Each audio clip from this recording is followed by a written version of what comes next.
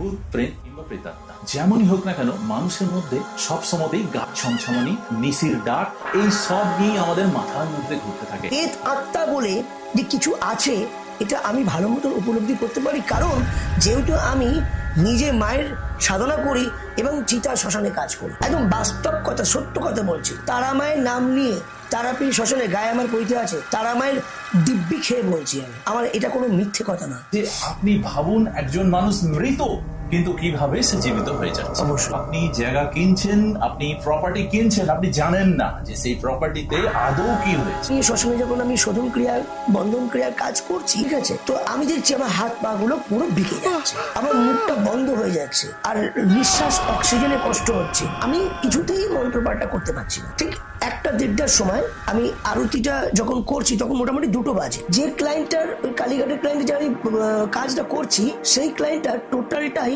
সেন্সলেন্স ওই ইন টাইমে শ্মশানে হয়ে গেছে। কিন্তু ওটা আমার চোখে সেন্সলেন্স নয়, ওটা টোটালটাই প্রাণ নিয়ে চলে গেছে সেই প্রেতাত্মা। মানে বলছেন উনি মৃত? ইয়েস। ওই অমাবস্যার কাজ করে দেওয়ার পর যখন আমি লজে আসি, রাতে আমি শুয়ে আছি, আমি জেগে আছি, আমি জেগে শুয়ে, আমি কিন্তু ঘুমিয়ে নেই। আমি ভালোভাবে দেখতে পাচ্ছি আমার আত্মা আমার ওই লজে নেই, আমার আত্মা টোটাল শ্মশানে আমি দাঁড়িয়ে আছি। আমাকে বলছে তোর বংশলোপাট করে দেবো, তুই আমাকে ওই জায়গা থেকে সরাতে চাইছিস, আমি বেরিয়ে আয়। এইভাবে আমি চিৎকার করেছি। আমি যদি গুরু জপ করে চিৎকারটা না করতাম, এলিমেন্টামে কিন্তু আমাকে সেই পেট আত্মা কিন্তু খুব ডিস্টার্ব করতো। শুধু তাই নয়, আমি যখন লজে যাই তখন আমার মুখ দিয়ে টোটাল ব্লিডিং বেরোচ্ছে।